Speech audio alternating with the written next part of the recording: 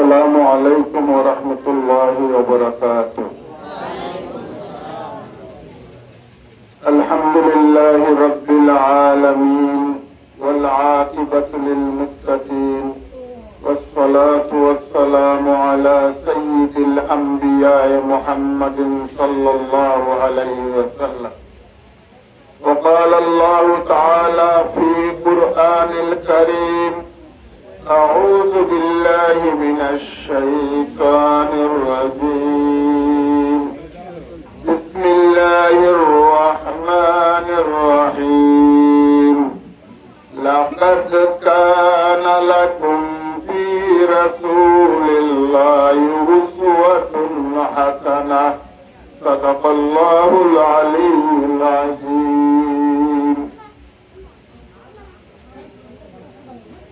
সম্মানিত সভাপতি, অত্র অঞ্চলের অত্যন্ত শ্রদ্ধেয় ব্যক্তিত্ব এবং আমিও যাকে ব্যক্তিগতভাবে অত্যন্ত শ্রদ্ধা করি, আজকের মাহফিলের তিনি সভাপতি, সম্মানিত উলামায়ে কেরাম, অত্র অঞ্চলের মুরব্বিয়ান, যুবক বন্ধুগণ, বাজারের ব্যবসায়ী, সম্মানিত ব্যক্তিগণ এবং আওয়াজ যতটুকু যাচ্ছে সবাইকে প্রথমে শুকরিয়া আদায় করছি যে আপনারা আপনাদের মূল্যবান সময় ব্যয় করে এখানে এসেছেন আমার মতো একজন অযোগ্য মানুষের বক্তব্য শোনার। মানুষ অনেক কিছুই বলে, কিন্তু কে কি এটা সে নিজেই ভালো বুঝে। দুই জায়গায় জিনিস লুকানো যায় না, একটা হচ্ছে নিজের কাছে নিজেকে লুকানো যায় না, আর একটা হচ্ছে মৌলার কাছে নিজেকে লুকানো যায় না। আসলে আমি নিজে কোনো যোগ্যতা রাখি না বক্তব্য দেওয়ার মতো। ওই আস্তে আস্তে মুসা আলাইহিস সালাম যখন ফেরাউনের সামনে যাবেন তখন তিনি আল্লাহকে বললেন, ইয়া মৌলা, আমার তো জিহ্বাও শর্ট, আর যাব ফেরাউনের সামনে, আমার তো ভয় করতেছে, আমি বলতে পারবো কিনা। তখন আল্লাহ পাক এক দুআ শিখাইয়া দিলেন, রাব্বিশ শাহরি সাদরি ওয়ায়াসসির লি আমরি ওয়াহলুল উকদাতাম মিন লিসানি ইয়াফকাহু কাওলি রাব্বি জিদনি ইলমা।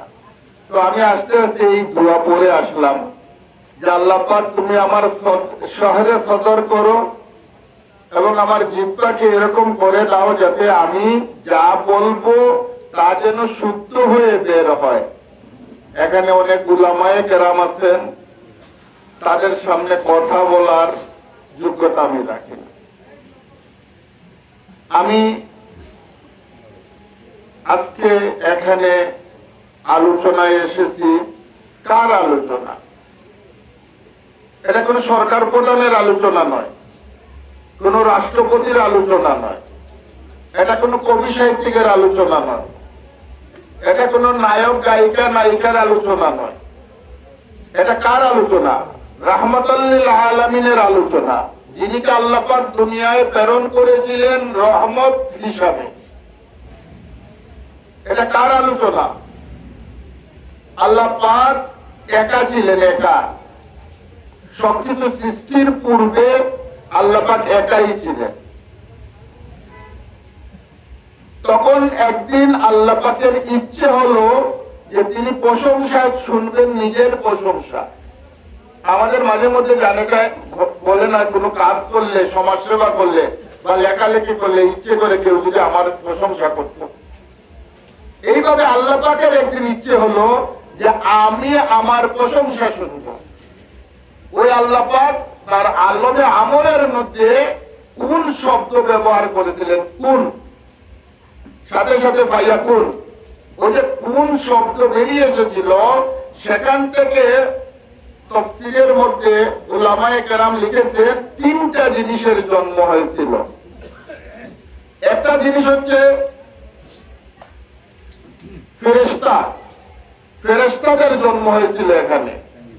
আরেকটা জিনিস হচ্ছে মানুষের রূহ, আরেকটা হচ্ছে নূরে মুহাম্মদ সাল্লাল্লাহু আলাইহি ওয়াসাল্লাম।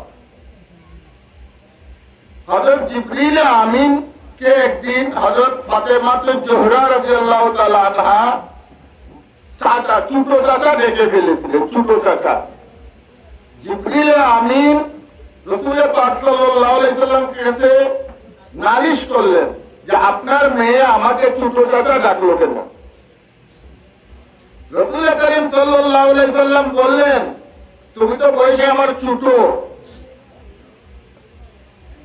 জিবরিল আমিন বললেন, কি বলেন আপনার ছোট? আমি আদম আলাইহিস সালামের কাছে ওহী নিয়ে এসেছি, আমি শীশ আলাইহিস সালামের কাছে ওহী নিয়ে এসেছি, আমি দাউদ আলাইহিস সালামের কাছে ওহী নিয়ে এসেছি, আমি সুলাইমান আলাইহিস সালামের কাছে ওহী নিয়ে এসেছি, আমি ঈসা আলাইহিস সালামের কাছে ওহী নিয়ে এসেছি, আমি মুসা আলাইহিস সালামের কাছে ওহী নিয়ে এসেছি।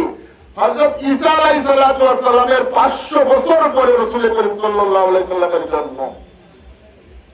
আপনার ছোট হলো কিভাবে? তখন রাসূল পাক সাল্লাল্লাহু আলাইহি সাল্লাম প্রশ্ন করলেন, তোমাকে যেদিন আল্লাহ সৃষ্টি করলেন, সৃষ্টির পরে তুমি প্রথম কি দেখেছিলে? বলেন, আমি আরশের মধ্যে একটা জিনিসকে সিজদারত দেখেছি। সিজদারত রাসূল করিম সাল্লাল্লাহু আলাইহি সাল্লাম তার কাপড় সরিয়ে তার পিছনে যে কাঁধের মধ্যে মোহরে খতমে নবুয়তের যে শিল ছিল, ওই শিল দেখাইলেন। বললেন, জিবরাইল আমিন, আমি এই শিল, এই জিনিসটাই এখানে দেখেছি আরশের মধ্যে। তখন রাসূল করিম সাল্লাল্লাহু আলাইহি সাল্লাম বললেন, তাহলে তোমার জন্ম আগে না আমার জন্ম আগে? বললেন, তাহলে আপনার জন্ম আগে। তাহলে তো ফাতেমা ঠিকই তোমাকে ছোট চাচা দেখেছে। আপনি কোন নবীর উম্মত? এখন অনেকে প্রশ্ন করতে পারেন যে উনি সবার আগে তাকে সৃষ্টি করলেন, দুনিয়া সৃষ্টির আগে সৃষ্টি করলেন, আল্লাহ পাকে সব কিছু সৃষ্টির আগে সৃষ্টি করলেন, তো উনি সবার শেষে কেন? উনি সাইয়্যিদুল মুরসালিন, উনি হচ্ছেন সকল নবীদের সর্দার, কিন্তু তিনি সবার শেষে কেন? তো পাকিস্তানের বিশিষ্ট আলেম হক নেওয়াজ জঙ্গি রহমতুল্লাহ আলাইহি, তাকেই প্রশ্ন করা হয়েছিল যে সবার নেতা তিনি সবার শেষে কেন? তো উনি উত্তরে বলেছিলেন, প্রধান অতিথি কখন আসে? প্রধান অতিথি কখন আসে? সবার শেষেই তো প্রধান অতিথি আসে। আর বাকিরা শুধু বক্তব্যে বলতে থাকেন, উনি আসতেছেন, উনি আসতেছেন, উনি আসতেছেন। পূর্ববর্তী প্রতিটি কিতাবের মধ্যে আল্লাহ পাক ঘোষণা করেছেন যে একজন নবী আসতেছেন, আখেরি জামানার নবী, তিনার নাম হবে আহমদ, তার নাম হবে মুহাম্মদ। দুনিয়ার এমন কোন ঐশী কিতাব, ওহীপ্রাপ্ত কিতাব নাই যেখানের মধ্যে মুহাম্মদুর রাসূল সাল্লাল্লাহু আলাইহি ওয়াসাল্লামের বর্ণনা করা হয় না। এজন্য বনি ইসরাইলের নবীরা আল্লাহ পাকের কাছে দোয়া করতেন, আল্লাহ পাক আমাদেরকে নবী না বানাইয়া তুমি মুহাম্মদ সাল্লাল্লাহু আলাইহি ওয়াসাল্লামের উম্মত বানাইয়া দুনিয়াতে প্রেরণ করো।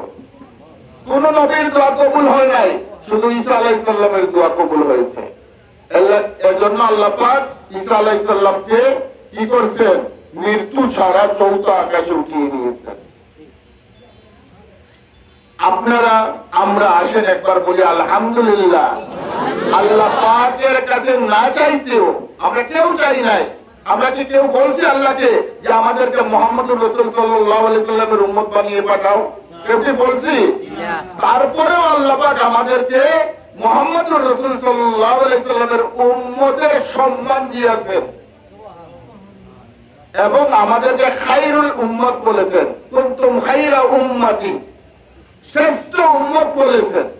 মানব জাতির মধ্যে সর্বশ্রেষ্ঠ জাতি হচ্ছে মুহাম্মদ সাল্লাল্লাহু আলাইহি ওয়াসাল্লামের উম্মত। এজন্য আমরা শুকরিয়া আদায় করতে পারি। কিন্তু মুহাম্মদুর রাসূল সাল্লাল্লাহু আলাইহি ওয়াসাল্লাম যখন পৃথিবীতে আসেন, মধ্যখানে 500 বছরের ভেতরে কোন নবী আসেন নাই। মধ্যখানে 500 বছরের ভেতরে কোন নবী আসেন নাই। যদি কোন জায়গায় নবী থাকেন না এবং দাঈ আল্লাহ মানে আল্লাহর পথে দাওয়াত দেনেওয়ালা উলামায়ে কেরামও থাকেন না, মাদ্রাসা মসজিদ থাকে না, তাবলীগের মেহনত থাকে না, কোন বুজুর্গ এসে এখানে মেহনত করেন না, তাহলে ওই এলাকাগুলো অন্ধকার হয়ে যায়। সেখানে দিনের যে আলো সেই আলো নাই হয়ে যায়। আর নাই হয়ে যাওয়ার কারণে মানুষের মধ্যে খবাসতি খারাপি বৃদ্ধি পায়। মানুষ ভালো মন্দের বিবেচনা করতে পারে না। মানুষ ভালো মন্দের বিবেচনা করতে পারে না। তখন সমাজে কি তৈরি হয়? মারামারি, কাটাকাটি, ভাইয়ে ভাইয়ে ফিতনা, ভাই বোনের মধ্যে সংঘাত, এরপরে নেতাগিরি, বেটাগিরি, কত কিছু যে শুরু হয়। এগুলা রাসূল সাল্লাল্লাহু আলাইহি সাল্লাম দুনিয়ায় আসার আগে আরবের অবস্থা নয়। শুধু আরব তো সবচেয়ে ভালো জায়গা ছিল, আরব সবচেয়ে ভালো জায়গা ছিল। এই আরবকে সবচেয়ে ভালো জায়গাকে বলা হয়েছে জাহেলিয়া। বাকি দুনিয়ার অবস্থা কি ছিল আপনারা চিন্তা করে দেখেন। মেয়ে সন্তান হইলে জিন্দা কবর দেওয়া হতো, গোত্রতান্ত্রিক যুদ্ধ। এই যে এখন দেখেন না কি মব একটা বলে, মব জাস্টিস না, মব সন্ত্রাস, এই যে এগুলো চলে, এগুলো আরবের ছিল রাসূল সাল্লাল্লাহু আলাইহি সাল্লাম আসার আগে। যখন রাসূল করিম সাল্লাল্লাহু আলাইহি সাল্লামের জন্ম হলো, রাসূল করিম সাল্লাল্লাহু আলাইহি সাল্লাম যেদিন দুনিয়ায় আসলেন এর আগেই তো তার বাবা পৃথিবী থেকে চলে গেলেন আব্দুল্লাহ। তার জন্মের 6 বছরের মাথায় তার মা মারা গেলেন। 8 বছরের মাথায় তার দাদা মারা গেলেন। এরপরে তিনি তার চাচার কাছে থাকলেন, আব্দুল মুত্তালিবের কাছে, আবু তালিবের কাছে, হযরত আলী রাদিয়াল্লাহু তাআলার বাবা। এই অবস্থায় তিনি অসহায় একজন মানুষ, বাড়ি নেই, ঘর নেই, ভাই নেই, বোন নেই, কিছু নেই, তার আপন কোনো চাচাও নেই। ওই যে চাচারা সব বাপের সৎ ভাই, আপন ভাই কেউ না। হযরত হামজা রাদিয়াল্লাহু তাআলা তার বাপের সৎ ভাই ছিলেন, আবু তালিবও সৎ ভাই ছিলেন, কিন্তু তারা আদর করতেন। হামজা রাদিয়াল্লাহু তাআলা আদর করতেন, আবু তালিবও আদর করতেন। কিন্তু যখন তিনি যুবক হলেন, হওয়ার পরে এইরকম মক্কার বাজারে ইয়ামন থেকে একদল ব্যবসায়ী এসেছে ব্যবসা করার জন্য। স্থানীয় মাস্তানরা চাঁদাবাজি করে তাদের কাছ থেকে চাঁদা নিতে গিয়ে এখানে তাদেরকে জুলুম করেছে। রাসূল করিম সাল্লাল্লাহু আলাইহি সাল্লামের কাছে তারা, তখন তিনি যুবক, তাকে বলা হলো যে এইভাবে ঘটনা ঘটেছে। তিনি ওই ব্যবসায়ী গ্রুপকে নিয়ে মক্কার নেতাদের কাছে গেলেন। মক্কার নেতা, তার চাচা, তার দাদা, তাদের কাছে গেলেন, কিন্তু কেউ বিচার করতে আগ্রহী হলো না, কারণ ওই সন্ত্রাসীদের বিরুদ্ধে কেউ দাঁড়াতে সাহস পেল না। তখন রাসূল করিম সাল্লাল্লাহু আলাইহি সাল্লাম নিজে উদ্যোগ নিলেন এবং হিলফুল ফুজুল সংগঠন গঠন করলেন এবং এটার প্রতিরোধের চেষ্টা করলেন। তখনও তিনি নবী হন নাই। রাসূল করিম সাল্লাল্লাহু আলাইহি সাল্লাম এরপর তিনি চিন্তার মধ্যে পড়ে গেলেন। এই সেলিমগঞ্জের মানুষকে বলবো, আপনার এলাকা নষ্ট হচ্ছে, আপনাকে চিন্তা করতে হবে এটাকে কিভাবে সংশোধনের পথে নিয়ে যাওয়া যায়। রাসূল করিম সাল্লাল্লাহু আলাইহি সাল্লাম চিন্তায় পড়ে গেলেন, এই মানুষগুলোকে কিভাবে রক্ষা করবেন। ওই তিনি মক্কা থেকে 3 মাইল দূরে জবলে নূরের পাহাড়ের উপর দাঁড়ে হেরায় গিয়ে ভাবতে লাগলেন। দিনের পর দিন তিনি ভাবতে লাগলেন, কিন্তু কোন পথ তো পাইতেছেন না। ভাবতেছেন কিন্তু কোন পথ। এটাকে উলামায়ে কেরাম, সুফি সাধকরা মুরাকাবায় বসে ভাবতে লাগলেন রাসূল করিম সাল্লাল্লাহু আলাইহি ওয়াসাল্লাম। ভাবতে ভাবতে একটা পর্যায়ে যাওয়ার পরে জিবরিল আমিন ওহী নিয়ে আসলেন এবং ওই দিন বললেন ইকরা বিসমি। প্রথমে বললেন পড়ো, রাসূল সাল্লাল্লাহু আলাইহি ওয়াসাল্লাম আমি তো পড়তে জানি না। বলেন পড়ো, বললেন আমি তো পড়তে জানি না। পড়ো, আমি তো পড়তে জানি না। তিনবার বলার পরে জিবরিল আমিন তারকে বুকের মধ্যে জড়াইয়া ধরলেন। তখন বললেন পড়ো, বললেন আমি কি পড়বো? বললেন ইকরা বিসমি রাব্বিকাল্লাযী খালাক, তুমি পড়ো তোমার সেই প্রভুর নামে যিনি তোমাকে সৃষ্টি করেছে। দেখেন পড়া দিয়ে শুরু হয়েছে ইসলাম। আপনি মূর্খতা দিয়ে ইসলামে টিকতে পারবেন না। ইসলাম আমাদের মন গড়া কোনো কথা বলে ইসলাম চালানো যাবে না। এজন্য উলামায়ে কেরামের কাছে যেতে হবে, যাদের কাছে ইলম আছে তাদের কাছে যেতে হবে। রাসূল করিম সাল্লাল্লাহু আলাইহি সাল্লাম যখন নবুয়তি প্রাপ্ত হলেন, হওয়ার পরে তিনি বর পেয়ে গেলেন। জিবরিল আমিন যখন তার কাছে দ্বীনের এই ওহী দান করলেন, তখন তার মধ্যে এক ধরনের কি মিল্কি বেমারের মতো কম্পন সৃষ্টি হয়ে গেল। তিনি ঘরে আসলেন, ফিরে খাদিজা রাদিয়াল্লাহু তাআলা আনহাকে বললেন আমাকে একটা কম্বল দাও, আমাকে একটা কম্বল দাও, আমার জোর জোর করতেছে। খাদিজা রাদিয়াল্লাহু তাআলা আনহা জিজ্ঞেস করলেন ব্যাপার কি, তোমার কি হয়েছে হঠাৎ? বললেন এই রকম ঘটনা। তখন খাদিজা রাদিয়াল্লাহু তাআলা আনহা বললেন আমার বিশ্বাস তোমার কোনো ক্ষতি হবে না, কারণ তোমার মধ্যে একটা গুণ আছে, তুমি তোমার আত্মীয় স্বজনের খবর রাখো, আত্মীয় স্বজনের সাথে খারাপ ব্যবহার করো না। চলো আমার চাচার কাছে। তিনি চাচাতো ভাই ছিলেন, সেই চাচাতো ভাইয়ের কাছে নিয়ে গেলেন, যিনি সেই জমানার আলেম ছিলেন এবং তিনি হানাফি মযহবে ছিলেন। হানাফি ধর্ম যেটা ছিল তখন মক্কায়, মক্কায় তখন একদল মানুষ মূর্তি পূজা করত আর একদল মানুষ ইব্রাহিম আলাইহিস সালামের ধর্ম পালন করত। ওরা মূর্তি পূজা করত না, ওরা কোনো শিরক কাজ করত না, যার মধ্যে হাশিমিরা ছিলেন, রাসূল করিম সাল্লাল্লাহু আলাইহি সাল্লামের বংশ। রাসূল করিম সাল্লাল্লাহু আলাইহি সাল্লামকে উনি বললেন যে, উনি সারা ঘটনা শুনে বললেন ঘটনা হলো তুমি এই জমানার নবী,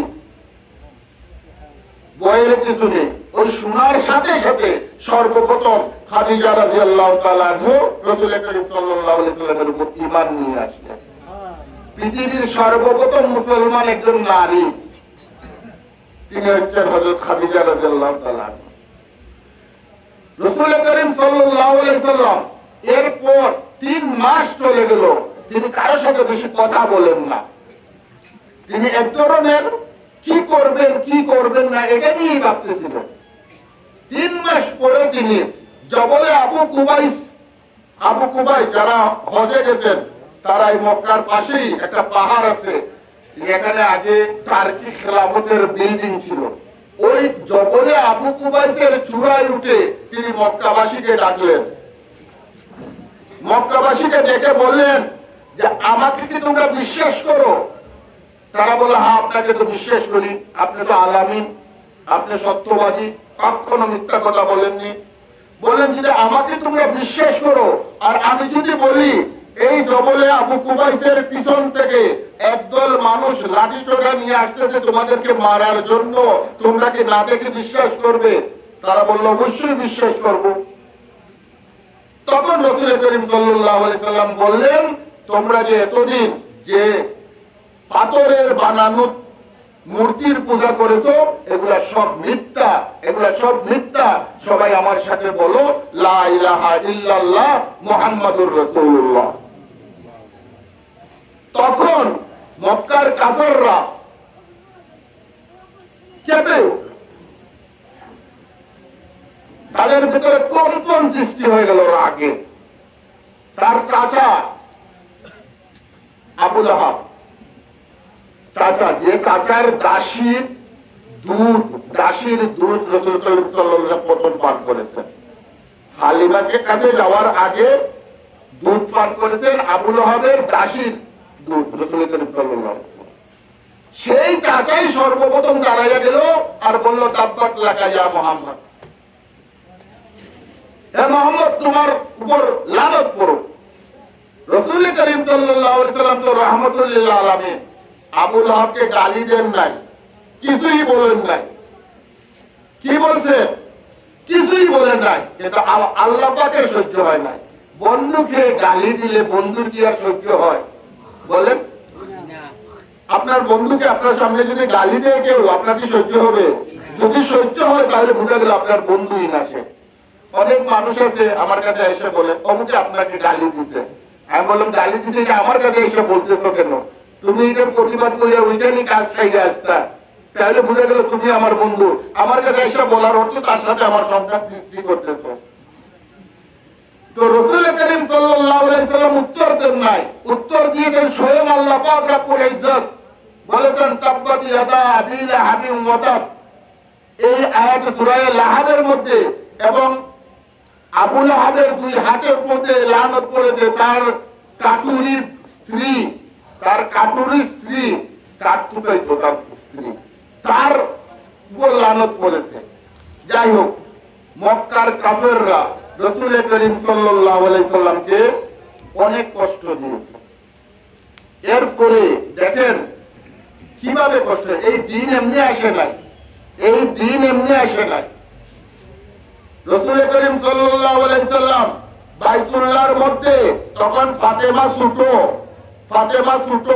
রাসূল করিম সাল্লাল্লাহু আলাইহি সাল্লাম বাইতুল্লাহর মধ্যে সিজদায় গিয়েছেন।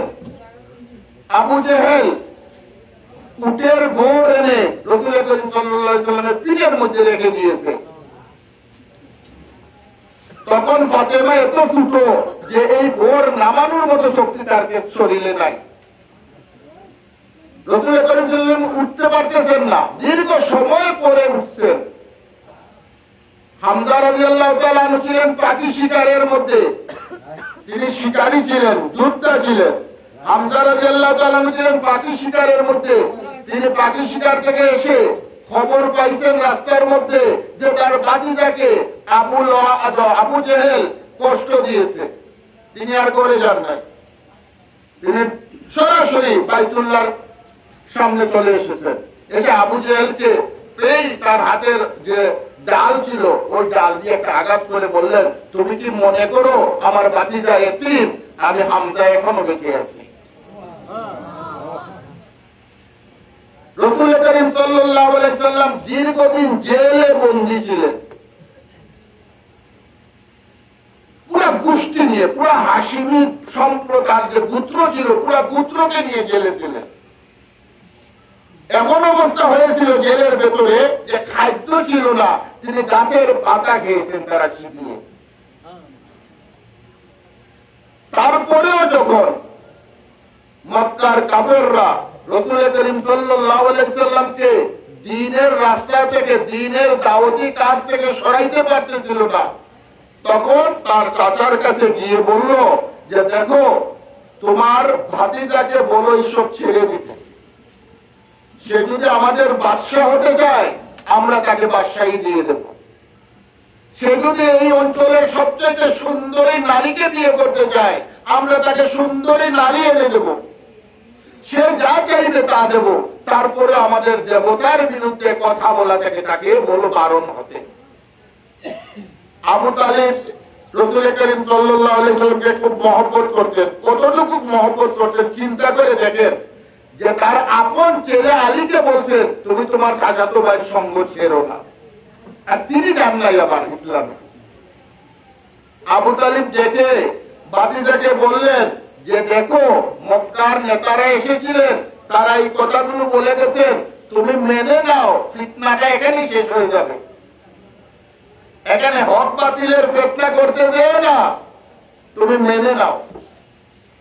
রাসূল সাল্লাল্লাহু আলাইহি সাল্লাম বললেন না, আমি তো এটা মানতে পারবো না, কারণ আমি তো এসেছি আরেক কাজে দুনিয়ায়। যখন কাফেররা এটা পারলো না, তারপরে কি করলো, তাদের একটা সংসদ ছিল, দারুন নদওয়া, তাদের সংসদ। সেই সংসদের মধ্যে মিটিং করলো রাসূল করিম সাল্লাল্লাহু আলাইহি সাল্লামকে হত্যা করে ফেলতে। কে হত্যা করবে? হাশিমি গোত্র আরবের মধ্যে শক্তিশালী গোত্র ছিল। এই গোত্রের ছেলেকে কে হত্যা করবে? ওই তারা সিদ্ধান্ত নিল প্রত্যেক গোত্র থেকে একজনকে আনা হবে এবং আমরা সবাই একসাথে আঘাত করব, যাতে কোন গোত্রের সাথে এখানে ছত্রভঙ্গ না হয়। জিবরিল আমিন এই খবর আগেই রাসূলুল্লাহ সাল্লাল্লাহু আলাইহি সাল্লামের কাছে দিয়ে রেখেছেন। রাসূল করিম সাল্লাল্লাহু আলাইহি সাল্লাম আবু বকর রাদিয়াল্লাহু তাআলা কে বললেন যে তুমি তৈরি থেকো, যে কোনো দিন হয়তো আমরা চলে যেতে হবে। আবু বকর রাদিয়াল্লাহু তাআলা ওই দিন থেকে আর কোনোদিন রাত ঘুমাননি, তিনি প্রস্তুত। রাসূল সাল্লাল্লাহু আলাইহি সাল্লামকে যেদিন তারা হত্যা করবে সিদ্ধান্ত নিল, ওই দিন রাসূল সাল্লাল্লাহু আলাইহি সাল্লাম কি করলেন? হযরত আলী রাদিয়াল্লাহু তাআলা কে বললেন যে তুমি আমার বিছনায় আমার চাদর গায়ে দিয়ে ঘুমিয়ে থাকো, কারণ মক্কার মানুষের অনেক আমানত আমার কাছে রাখা আছে। আমি যদি এভাবে চলে যাই তাহলে মক্কার সাধারণ মানুষ মনে করবে আমি তাদের সম্পদ নিয়ে পালিয়ে গিয়েছি। তুমি এখানে থাকো, ওইগুলা দিয়ে এরপরে তুমি এসো মদিনায়। তখন আলী রাদিয়াল্লাহু তাআলা এই কথা বলেন নাই যে আমাকে তো তারা মেরে ফেলবে, এই প্রশ্ন করেন নাই। মহব্বত কেমন ছিল? রাসূল করিম সাল্লাল্লাহু আলাইহি সাল্লাম রাতে বেরিয়ে গেলেন, সূরা ইয়াসিনের এই আয়াতগুলো পাঠ করে বেরিয়ে গেলেন। বেরিয়ে গিয়ে আবু বকর রাদিয়াল্লাহু তাআলা দরজায় শুধু আঙ্গুল মারছিলেন না, সাথে সাথে আবু বকর রাদিয়াল্লাহু তাআলা বিছনাপত্র নিয়ে বেরিয়ে গেছেন। রাসূল সাল্লাল্লাহু আলাইহি ওয়াসাল্লাম জিজ্ঞেস করতেছেন, আবু বকর তুমি এত তাড়াতাড়ি কেমনে বের হলে? বললেন, ইয়া আল্লাহর রাসূল সাল্লাল্লাহু আলাইহি ওয়াসাল্লাম, আপনি যেদিন বলেছেন যে কোনো রাত্রে আপনি ডাকবেন, এরপরে একটা রাতও আমি ঘুমাইনি এবং দরজার কাছ থেকে দূরে যাইনি। কেমন আনুগত্য ছিল! যখন মক্কার থেকে মদিনার দিকে রওনা দিলেন, পাহাড়ি পথ, এখনো গাড়ি দিয়ে যাইতে সারাদিন লাগে মক্কা থেকে মদিনায়। তখন পায়ে হেঁটে পাহাড়ি পথে রওনা দিলেন। মক্কার কাফেররা পিছন দিয়ে আসতেছে তাকে খুঁজিয়া। যখন বুঝা গেল আসতেছে, কাছাকাছি চলে এসে, তখন একটা গুহার মধ্যে রাসূল করিম সাল্লাল্লাহু আলাইহি সাল্লাম আবু বকর রাদিয়াল্লাহু তাআলাকে নিয়ে ঢুকে গেলেন। সেই গুহার মধ্যে রাসূল সাল্লাল্লাহু আলাইহি সাল্লাম যখন ঘুমাইলেন, সাহাবায়ে কেরামের মহব্বত কেমন ছিল! সেখান থেকে বিচ্ছু বের হতে লাগলো। আবু বকর রাদিয়াল্লাহু তাআলা তার কাপড় ছিঁড়ে ছিঁড়ে ওই গর্তগুলো বন্ধ করতে লাগলেন। শেষ পর্যন্ত কাপড় শেষ হয়ে গেল, কিন্তু গর্ত বাকি রইল একটা, ওইখানে তার পা দিয়ে গেছে। রাসূল করিম সাল্লাল্লাহু আলাইহি সাল্লামের চেহারা মুবারকে একটু পানি পড়ল। রাসূল চোখ করলে দেখেন আবু বকরের চোখ থেকে পানি পড়তেছে। জিজ্ঞেস করলেন, আবু বকর কি হয়েছে? বললেন, আল্লাহ রাসূল সাল্লাল্লাহু আলাইহি ওয়াসাল্লাম এইরকম ঘটনা। বললেন, ইন্না লিল্লাহ। তখন রাসূল সাল্লাল্লাহু আলাইহি ওয়াসাল্লাম থুতু লাগিয়ে দিলেন। মদিনায় গেলেন রাসূল করিম সাল্লাল্লাহু আলাইহি ওয়াসাল্লাম। মদিনায় যাওয়ার পরে সেখানে তিনি ইসলামী রাষ্ট্র প্রতিষ্ঠা করলেন।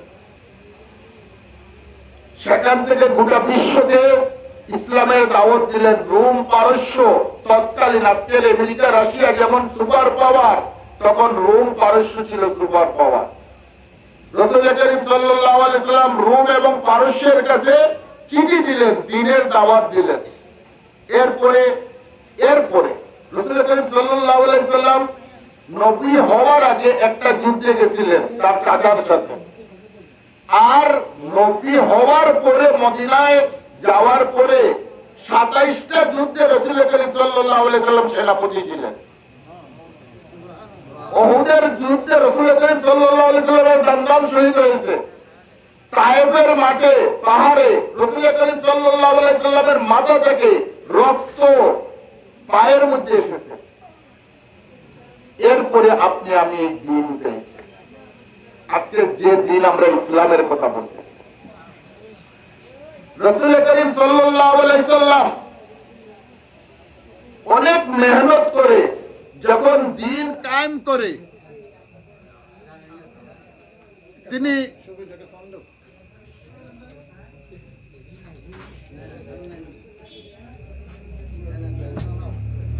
তার শেষ জমানায় চলে আসলেন। যখন রাসূল করিম সাল্লাল্লাহু আলাইহি ওয়াসাল্লাম আসার পরে তিনি একদিন স্বপ্নে দেখলেন, আমি সংক্ষেপে রাসূল করিম সাল্লাল্লাহু আলাইহি সাল্লামের এই জীবনীটুকু আপনাদের সামনে উপস্থাপন করতেছি। তিনি স্বপ্নে দেখলেন, কি দেখলেন? যে তিনি উমরা করেছেন। ওই তিনি মদিনার থেকে মক্কার দিকে রওনা দিলেন সাহাবায়ে কেরামকে নিয়ে। মক্কার কাফেররা খবর পেয়ে তারা ভাবছে যে রাসূল করিম সাল্লাল্লাহু আলাইহি সাল্লাম মদিনায় থেকে মক্কায় গিয়ে অস্ত্রশস্ত্র নিয়ে আঘাত করবেন। তখন তিনি বললেন, না, আমি আঘাতের জন্য যাচ্ছি না, আমি এখানে যাচ্ছি উমরা করার জন্য, বাইতুল্লাহর তওয়াফ করার জন্য। তখন সেখানে তাদের সাথে একটা চুক্তি হলো রাসূল করিম সাল্লাল্লাহু আলাইহি সাল্লাম। ওই চুক্তি ভিত্তিতে এই বছর আর উমরায় যান নাই। পরের বছর যখন গেলেন, যাওয়ার সাথে সাথে মক্কা বিজয় হয়ে গেল। পুরা মক্কাবাসী মানুষ সারা চলে আসলো দিনের পথে। মক্কা বিজয়ের পরে রাসূল করিম সাল্লাল্লাহু আলাইহি সাল্লাম সাহাবীদের সামনে তার উটনি আল-কাসওয়া উটনি, তার উটনির নাম ছিল আল-কাসওয়া, এই আল-কাসওয়া উটনির উপর দাঁড়িয়ে বললেন যে আমি কি তোমাদের কাছে দিন পৌঁছি। তখন সাহাবায়ে কেরাম কতজন ছিলেন? সাহাবায়ে কেরাম কেউ বলেছেন 1,14,000 আর কেউ বলেছেন 1,24,000। দুইটা রায় আছে সাহাবায়ে কেরাম কতজন ছিলেন। সেই সাহাবায়ে কেরামদের সামনে বললেন যে আমি কি তোমাদের কাছে দিন পৌঁছিয়েছি? সবাই বললেন হ্যাঁ পৌঁছিয়েছো। তখন বললেন যে তাহলে তোমরা এই দিন আমি যা পৌঁছাইলাম ওইটা পরবর্তী উম্মতের কাছে পৌঁছিয়ে দাও। তখনই জিবরিলে আমিন এসে ওই আয়াত নাজিল করলেন, আল ইয়াউমা আকমালতু লাকুম দীনাকুম ওয়া আতমামতু আলাইকুম নি'মাতি ওয়া রাযীতু লাকুমুল ইসলাম দীনা।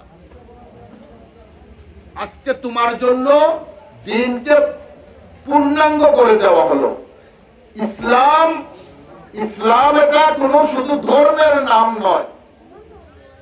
ধর্মের বৈশিষ্ট্য হচ্ছে ওইটা পরকালীন বিষয় নিয়ে আলোচনা থাকে, ওইটার মধ্যে শুধু আধ্যাত্মিক বিষয় নিয়ে আলোচনা থাকে, এটার মধ্যে দুনিয়ার ব্যবসা বাণিজ্য, সংসার জীবন, ধন সম্পদের আলোচনা এগুলা থাকে না। আর দিনের বৈশিষ্ট্য হচ্ছে এটার মধ্যে দুনিয়াও থাকে, আখিরাতও থাকে। রব্বানা আতিনা ফিদ দুনিয়া হাসানাতাও ওয়া ফিল আখিরাতি হাসানা ওয়া কিনা আযাবান নার। দুনিয়ার সৌন্দর্য থাকে, আখিরাতের সৌন্দর্য থাকে, ওইটার নাম হচ্ছে দিন। কেউ যদি মনে করেন যে আপনি হারাম খাবেন আর মসজিদে 5 ওয়াক্ত নামাজ পড়বেন, লাম্বা পাঞ্জাবি পরবেন, মাথায় পাগড়ি রাখবেন, আপনি দিনদার নয়। আপনি যদি ওজনে মাল কম দেন, আপনি যতই নামাজ পড়েন, রোজা রাখেন, আপনি দিনদার নয়। আপনি যদি বোনের হক মেরে খান, ফুফুর হক মেরে খান, আপনি দিনদার নয়। আপনি যদি করে আপনার স্ত্রীকে নির্যাতন করেন, আপনি দিনদার নয়। আপনি যদি কারো জায়গা দখল করেন, আপনি দিনদার নয়। আপনি যদি গরিবের উপর জুলুম করেন, আপনি দিনদার নয়। আপনি যদি ওয়াদার খেলাফ করেন, আপনি দিনদার নয়। আপনি যদি মিথ্যা সাক্ষী দেন, আপনি দিনদার নয়। আপনি যদি মিথ্যা মামলা করেন, আপনি দিনদার নয়। দিনদার হচ্ছে যারা ওয়াদা ভঙ্গ করে না, যারা কখনো মিথ্যা সাক্ষী দেয় না, মিথ্যা মামলা করে না, কারো জায়গা দখল করে না, কাউকে ওজনে মাল কম দেয় না, কাউকে ঠকায় না, কারো বিরুদ্ধে দুইজনের মধ্যে সংঘাত লাগায় না, কারো উপর জুলুম করে না। সাহাবায়ে কেরামের মধ্যে ওই আমল চলে এসেছিল। সাহাবায়ে কেরামকে রাসূল করিম সাল্লাল্লাহু আলাইহি সাল্লাম গঠন করে গেছিলেন, যে 12-14টা বৈশিষ্ট্য সাহাবায়ে কেরামকে দিয়ে গিয়েছিলেন। ওই বৈশিষ্ট্যগুলো বলেই আমি আমার বক্তব্য শেষ করে দেব। আমি আপনাদের জন্য ওই বৈশিষ্ট্যগুলো নোট করে নিয়ে এসেছি। সাহাবায়ে কেরামের পুরা জীবনী পড়ে, পুরা জীবনী পড়লে রাসূল করিম সাল্লাল্লাহু আলাইহি সাল্লামকে আপনাকে সিরাতুন নবী করলেন। ওই সিরাত রাসূল করিম সাল্লাল্লাহু আলাইহি সাল্লামের জীবনী আপনি বুঝতে হইলে আপনি এই 1,24,000 সাহাবী সম্পর্কে জানতে হবে। এই 1,24,000 সাহাবীর মধ্যে আল্লাহ রাসূল সাল্লাল্লাহু আলাইহি সাল্লাম তার পুরো জীবনকে বিলিয়ে দিয়ে গেছেন। ওটা আমি প্রথমে কোরআন শরীফের আয়াত পড়েছিলাম যে আদর্শ ওটাই উত্তম, যে আয়াতের অর্থ যে আদর্শ রাসূল করিম সাল্লাল্লাহু আলাইহি সাল্লাম, আর ওই আদর্শটা আল্লাহ পাকের হুকুমে রাসূল করিম সাল্লাল্লাহু আলাইহি সাল্লাম তার আসহাবদেরকে, তার সাহাবীদেরকে দিয়ে গেছেন। এজন্য সাহাবীদেরকে মানা রাসূলকে মানার সমতুল্য। আতিউল্লাহ ওয়া আতিউর রাসূল উলিল আমরি মিনকুম। বেশিরভাগ মুফাসসিররা ওই উলিল আমরের অর্থ বলছেন সাহাবায়ে কেরাম। সাহাবায়ে কেরাম, কোন মানুষ যদি সাহাবীদের সমালোচনা করে সে জান্নাতে যাবে কিনা আমার সন্দেহ আছে। কথাটা বুঝছেন? কারণ দেখেন, কে উসমান রাদিয়াল্লাহু তাআলা আনহু, উসমান কে ছিলেন? রাসূল করিম সাল্লাল্লাহু আলাইহি সাল্লামের মেয়ের জামাই। এক মেয়ে নেও, দুই মেয়েকে বিয়ে দিয়েছেন উসমানের কাছে। এখন কেউ যদি উসমানকে আমানতের খেয়ানতকারী বলে, তাহলে রাসূল করিম সাল্লাল্লাহু আলাইহি সাল্লাম কিয়ামতের মাঠে যখন প্রশ্ন করবেন ওই ব্যক্তিকে যে তুমি বললে উসমান আমানতের খেয়ানতকারী, আর আমি উসমানকে বিশ্বাস করে আমার দুই মেয়ে দিয়ে দিলাম, কে সত্য, তুমি না আমি? কথাটা চিন্তা করে দেখেন, কথাটা আপনি চিন্তা করে দেখেন যে উসমান রাদিয়াল্লাহু তাআলা আনহুর কাছে রাসূল করিম, আপনার মেয়েকে আপনি কোন আমানতের খেয়ানতকারীর কাছে দেবেন? আমি যতই চুর হই না কেন, কিন্তু আমার মেয়েকে কোন আমি খারাপ মানুষের কাছে দেব? রাসূল করিম সাল্লাল্লাহু আলাইহি ওয়াসাল্লাম দুই মেয়েকে উসমানের কাছে দিয়েছেন এবং এরপরে বলতেছেন যদি আমার কাছে আরেকটা থাকতো আমি উসমানের কাছে দিতাম। সুবহানাল্লাহ। আপনি বলতেছেন রাসূল করিম সাল্লাল্লাহু আলাইহি ওয়াসাল্লাম ঈদের দিন দোয়া করতেছেন, আল্লাহ কিয়ামতের মাঠে তুমি উসমানের খাতা খুললেও না। কেন জানেন? উসমান ঈদের জমাতে যেতে যেতে একটু শাশুড়ি আম্মাকে সালাম করতে ঘরে ঢুকছেন। ঘরে ঢুকে খবর পাইছেন যে রাসূল করিম সাল্লাল্লাহু আলাইহি ওয়াসাল্লাম ঈদের জমাতে গেছেন, কিন্তু যাওয়ার সময় রমজানের ঈদে যাওয়ার আগে তো একটু কিছু খেয়ে যেতে হয়, এটা সুন্নাহ, কিন্তু কিছু খেয়ে যাননি, কারণ কারো ঘরে কোনো খাদ্য নাই। কোন একজন স্ত্রীর ঘরে কোনো খাদ্য নাই যে রাসূল করিম সাল্লাল্লাহু আলাইহি ওয়াসাল্লাম যাওয়ার আগে কিছু খেয়ে যাবেন। উসমান যখন তার শাশুড়ির কাছে এই খবর পেলেন, সাথে সাথে তিনি ঈদগাহে না গিয়ে বাজারে চলে গেছেন। বাজার থেকে প্রত্যেক শাশুড়ির জন্য কিছু বাজার খরিদ করে, সেমাই টেমাই এগুলো খরিদ করে, খেজুর টেজুর খরিদ করে প্রত্যেকের ঘরে এক ব্যাগ দিয়ে উসমান ঈদগাহে গেলেন। রাসূল করিম সাল্লাল্লাহু আলাইহি সাল্লাম মিম্বরে বসে দেখলেন উসমান এসে ঢুকতেছেন। রাসূল করিম সাল্লাল্লাহু আলাইহি সাল্লাম সন্দেহ লাগলো যে উসমান আজকে ঈদের জমাতে এত দেরিতে গেল। ঘরে এসে যখন দেখলেন প্রত্যেকের ঘরে টেবিলের উপর খাদ্য সাজানো, তখন জিজ্ঞেস করলেন তোমরা এই খাদ্য কোথায় পেয়েছো? আমি তো নামাজে যাওয়ার সময় তো ঘরে কিছুই ছিল না। সবাই বললেন দামান বেটা এসেছিলেন। দামান বেটা এসেছিলেন, আমাদের গাওয়ালি ভাষা বলে দামান বেটা। দামান বেটা এসেছিলেন, উনি আইসাই বাজার দিয়ে গেছেন। তখন রাসূল করিম সাল্লাল্লাহু আলাইহি ওয়াসাল্লামের চোখে পানি চলে এসেছে। ঈদের দিন করে খাদ্য নেই, চোখে পানি চলে এসেছে এবং তখন আল্লাহর কাছে দোয়া করলেন, আল্লাহ তুমি উসমানের খাতা কিয়ামতের মাঠে খুলো না। এই জন্য মুফাসসিরে কেরাম, মুহাদ্দিসরা বলেন যে কিয়ামতের মাঠে উসমান যখন আল্লাহর সামনে যাবেন বিচারের, তখন আল্লাহ পাক যাওয়ার সাথে সাথে উসমানকে বলবেন তুমি চলে যাও, তুমি চলে যাও, এই খাতাই দেখবেন না। এই ছিল আমাদের সাহাবায়ে কেরামের আদর্শ। এই সাহাবায়ে কেরামের মধ্যে কিছু গুণ ছিল, ওই গুণগুলা বলতে চাই আপনাদের সামনে, যে গুণগুলা আমরা ধারণ করলে আমরাও সাহাবায়ে কেরামের মতো হয়ে যাব। কথাটা বুঝছেন? অনেক মানুষকে আমি বলি, দেখেন আমি আজকে আস্তে আস্তে একজনকে একটা কিচ্ছা বলতেছিলাম। হযরত সুলতান মাহমুদ গজনী রহমতুল্লাহ আলাইহি, এটা জালালউদ্দিন রুমি রহমতুল্লাহ আলাইহি তার মসনবির মধ্যে এনেছেন একটা ঘটনা। সুলতান মাহমুদ গজনবী রহমতুল্লাহ আলাইহি যেটা সভা ছিল, কিন্তু রাজা ছিলেন, গজনির রাজা ছিলেন। ওই তার একটা গুলাম ছিল, আয়াজ নাম ছিল। সুলতান মাহমুদ গজনি রহমতুল্লাহ আলাইহি বেশিরভাগ কাজ করতেন আয়াজের সাথে পরামর্শ করে। মন্ত্রীরা খুব ক্ষুব্ধ হয়ে গেলেন। গ্রামের চেয়ারম্যান সাহেব যদি তার ঘরের চাকর বেটার সাথে পরামর্শ করে ইউনিয়ন পরিষদ চালান, মেম্বার সাহেবরা রাগ করবেন না? মেম্বার সাহেবরা কি বলবেন? বলবেন না না তিনি তার চাকর নিয়ে চলেন, আমরা তাই কাজ করতে। ওই মন্ত্রী মহোদয়রা বাদশাকে বললেন, বাদশা আপনি তো আপনার গুলামের কোথায় চলেন, আমরা এখানে কিসের জন্য বসে আছি? তো সুলতান মাহমুদ গজনি রহমতুল্লাহ আলাইহি একজন ওলিও ছিলেন, বাদশার সাথে সাথে একজন ওলি ছিলেন।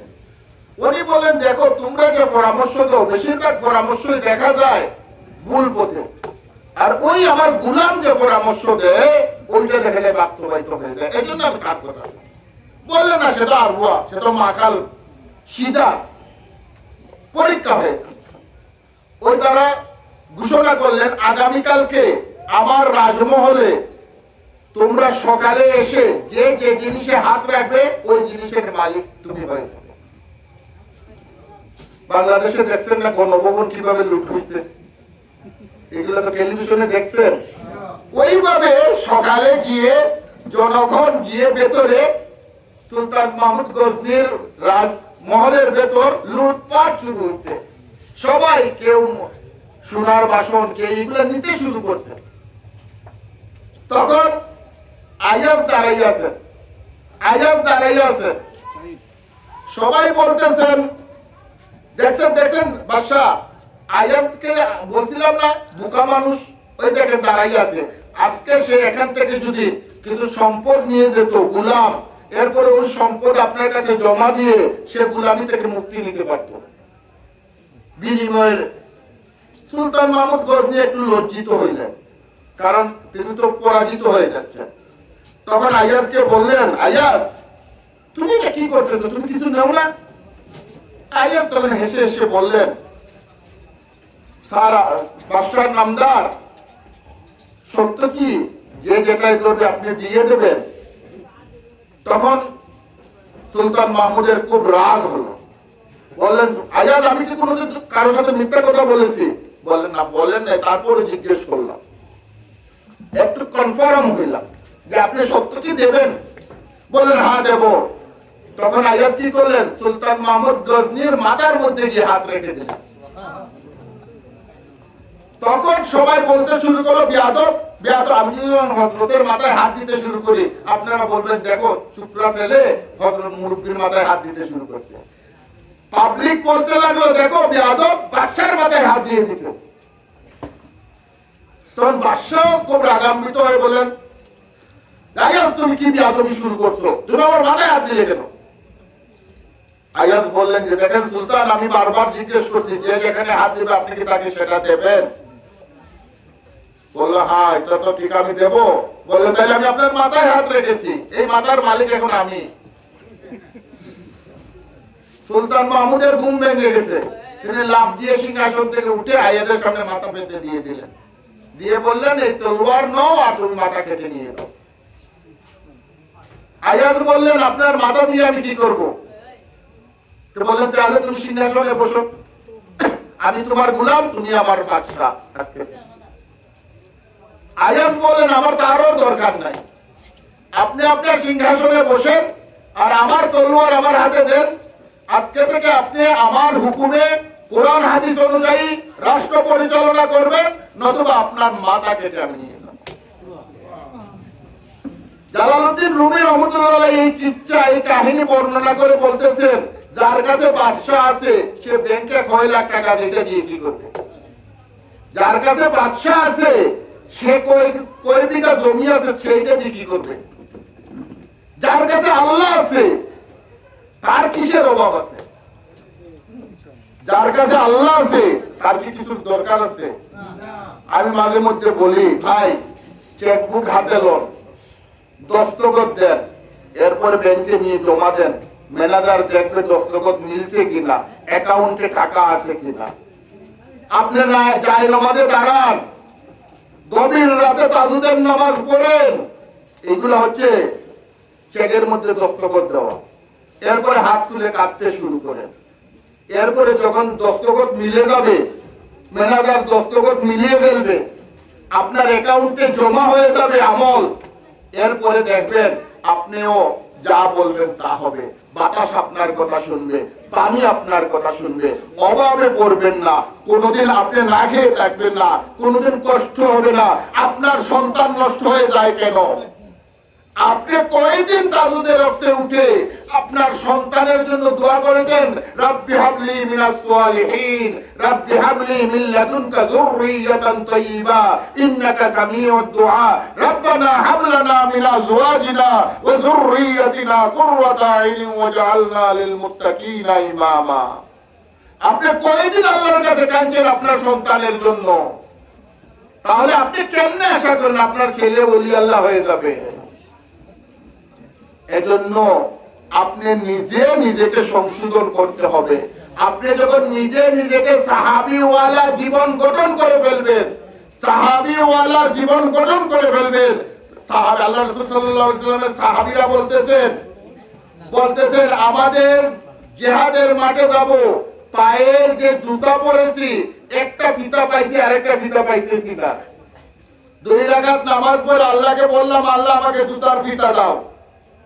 আরেক সাহাবী এসে বলতেছেন আমার কাছে 3টা আছে, তুমি নিয়ে যাও একটা। কথাটা বুঝছেন? এক সাহাবী বিয়ে করবেন কিন্তু কেউ তো করে দেয় না, কারণ গরিব মানুষ। উনি কাঁদতে শুরু করলেন আল্লাহ পাকের কাছে। আরেক সাহাবী রাসূলুল্লাহ সাল্লাল্লাহু আলাইহি ওয়াসাল্লামকে বললেন এসে যে আমার কাছে তো স্ত্রী আছে 2টা, একটাকে আমি তালাক দিই, তার কাছে বিয়ে দিয়ে দেন। এইভাবে আল্লাহ পাক সাহাবায়ে কেরামকে সাহায্য করেছেন, আমাদেরকে কেন করবেন না? ওই আল্লাহ কি নাই এখন? আচ্ছা আপনারা বলেন ওই আল্লাহ নাই? যে আল্লাহ মুসা আলাইহিস সালামকে ফেরাউনের কবজা থেকে রক্ষা করেছেন, যে আল্লাহ মুসা আলাইহিস সালামকে নীল নদ পার করে দিয়েছেন, সেই আল্লাহ কি এখন নাই? যে আল্লাহ উমর রাদিয়াল্লাহু তাআলা আনহুর চিঠির বিনিময়ে নীল নদে পানি বহিত করেছেন, সেই আল্লাহ কি এখন নাই? যে আল্লাহ হযরত শাহজালাল রাহমাতুল্লাহ আলাইহিকে সুরমা নদী জায়নবাজে বসাইয়া পার করলেন, সেই আল্লাহ কি এখন নাই? আল্লাহ লাগাই আছে, আমরা শাহজালাল হতে পারি নাই, আমরা সাহাবায়ে কেরাম হতে পারি নাই, আমরা তাদের আমলে যেতে পারি নাই। এজন্য সাহাবায়ে কেরামের মধ্যে যে আমলগুলা ছিল ওই আমলগুলো আমাদেরকে বুঝতে হবে এবং এগুলাকে কি করতে হবে? পাকড়িয়ে ধরতে হবে। প্রথম আমল ছিল সাহাবায়ে কেরাম আনুগত্যশীল ছিলেন। সাহাবায়ে কেরাম কি ছিলেন? আনুগত্যশীল ছিলেন। ওই যে আমি এক আয়াত পড়েছি, এই আতিউল্লাহ ওয়া আতিউর রাসূল উলিল আমর। আতিউল্লাহ মানে আল্লাহর আনুগত্য করো, রাসূলের আনুগত্য করো, আর তোমার উলিল আমর যিনি তোমার মুরব্বি, যিনিকে তুমি মানো, হোক তিনি তোমার উস্তাদ, হোক তিনি তোমার মুর্শিদ, হোক তিনি তোমার মসজিদের ইমাম সাহেব, হোক তিনি এই এলাকার বড় আলেম, তুমি তাকে আনুগত্য করো। একজনকে মানো, বড় বাপকে মানো, বড় ভাইকে মানো, তুমি স্ত্রী হয়ে স্বামীকে মানো, তুমি তোমার ঘরের মুরব্বীকে মানো, একজনকে মানো, কাউকেই তুমি মানো না, তুমি কিভাবে মুক্তি পাবে? তুমি কাউকে মানতে হবে ভাই, মাননেওয়ালা জীবন বানাতে হবে, মাননেওয়ালা জীবন, না মাননেওয়ালার কোনোদিন মুক্তি নাই। হযরত ঈসা আলাইহিস সালাম একদিন সমুদ্র পাড়ি দিতেছেন, পাড়ি দেবেন, তখন তার সোলজারদেরকে, তার বাহিনীকে বললেন যে তোমরা সবাই আমার পিঠের দিকে চাইয়া হাঁটতে থাকো। যখন হাঁটতে শুরু হইছে, মধ্য সমুদ্রে এসে, নদীতে এসে কারো কারো সন্দেহ হইল যে আমরা সত্যি কি পানির উপর দিয়ে যাইতেছি। ওরা নিচের দিকে চাইয়া পানি দেখতে গিয়ে ডুবে গেল। কথাটা বুঝছেন? ডুবে গেল। আনুগত্য হবে পূর্ণাঙ্গ। কিভাবে আনুগত্য হবে? দেখেন, এক সাহাবী রাসূল করিম সাল্লাল্লাহু আলাইহি সাল্লামের কাছে গিয়ে কাঁদতেছেন, ইয়া আল্লাহর রাসূল সাল্লাল্লাহু আলাইহি সাল্লাম, আমি তো সব সুন্নাত পালন করেছি, আপনার একটা সুন্নাত পালন করতে পারি নাই। জিজ্ঞেস করেন কোন সুন্নাত? বললেন বিবাহর সুন্নাত। কারণ আমি কালো মানুষ, খাটো, টাকা নাই, কিছু নাই, বাড়ি নাই, ঘর নাই, কেউ তার মেয়ে দেয় না। রাসূল করিম সাল্লাল্লাহু আলাইহি সাল্লাম মদিনার সবচেয়ে ধনী ব্যক্তিকে দেখিয়ে বললেন, তুমি তার কাছে যাও, গিয়ে বলো তার মেয়েকে তোমার কাছে বিয়ে দেওয়ার জন্য। তখন ওই সাহাবী বই পেয়ে গেলেন প্রথমে যে এই এলাকার সবচেয়ে ধনী যে ব্যক্তি, তার কাছে যদি আপনি একবারে গরিব কালো একটা পরিবারের সন্তানকে পাঠান বিয়ের জন্য, এটা কি সাহস দিবে বাড়ির ভিতরে ঢুকতে? ওই সাহাবী তারপরেও রাসূল করিম সাল্লাল্লাহু আলাইহি সাল্লামের নির্দেশ পালনার্থে গেলেন। যাওয়ার পরে ওই যে ধনী ব্যক্তি, উনিও সাহাবী ছিলেন, উনি রাগ উঠে গেল শুনে। কি বলে, এই কি বললে তুমি? আমার মেয়েকে তুমি জানো আমি কে? আমি এই এলাকার সবচেয়ে ধনী মানুষ, আমার মেয়ে সবচেয়ে সুন্দরী মহিলা, তোমার কাছে কিভাবে বিয়ে দেব? ওই সাহাবীর তো দায়িত্ব শেষ, উনি চলে আসতেছেন। ওই মেয়ে ঘরের ভিতর থেকে বেরিয়ে এসে বাবাকে বললো, বাবা তুমি এটা কি করলা? করলাটা কি? তোমার কাছে কে পাঠাইছে? কে পাঠাইছে তোমার মেয়ের জন্য?